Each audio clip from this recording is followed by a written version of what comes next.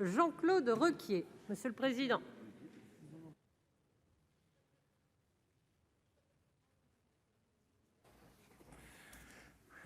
Madame la présidente, madame la ministre, madame la présidente de la commission des affaires sociales, madame la rapporteure, beaucoup de dames, mes chers collègues, la crise sanitaire que nous connaissons depuis le printemps dernier s'accompagne d'une crise économique et sociale chaque jour plus prégnante. Selon les associations caritatives, cette crise a fait basculer dans la pauvreté 1 million de Français qui rejoignent ainsi les 9 300 000 personnes vivant déjà en dessous du seuil de pauvreté. Et le nombre de bénéficiaires de l'aide alimentaire augmente dramatiquement. En septembre dernier, ils étaient 8 millions, contre seulement, j'ose dire, 5 500 000 en 2019. Dans ce contexte, s'il y a bien un sujet qui doit faire consensus, c'est la lutte contre le chômage. Notre groupe est convaincu que ce texte apportera les outils nécessaires pour aider les personnes les plus éloignées du monde du travail à retrouver un emploi. C'est pourquoi nous nous félicitons que la commission mixte paritaire soit parvenue à un accord et nous saluons le compromis ainsi trouvé. Nous approuvons notamment le maintien du dispositif de temps cumulé qui facilitera la transition de l'insertion par l'activité économique vers le secteur marchand. Nous accueillons également très favorablement la mise en place d'une expérimentation visant à encourager le dialogue social au sein des structures d'insertion par l'activité économique.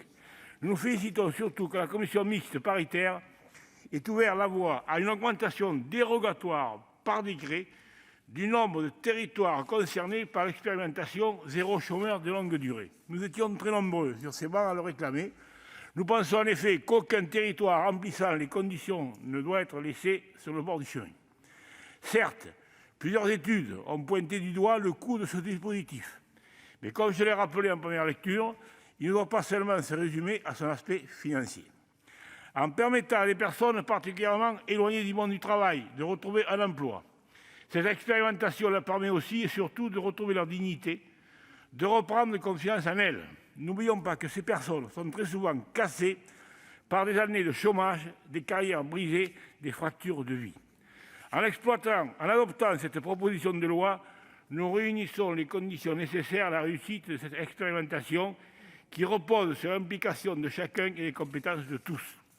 Cette deuxième phase va pouvoir s'appuyer sur les 10 territoires déjà engagés qui ont eu un véritable rôle de laboratoire, mettant en lumière les améliorations à apporter, disposer de locaux adaptés aux besoins, mettre l'accent sur la formation ou encore renforcer les conditions d'habilitation des territoires pour ne laisser partir que les territoires qui sont prêts et qui se sont donné les moyens de réussir. Les territoires qui postulent pour la deuxième phase de l'expérimentation auront été préparés grâce à l'expérience de la première. Cette proposition de loi intervient dans une période où nous avons besoin, plus que jamais, d'ouvrir la porte à des méthodes novatrices.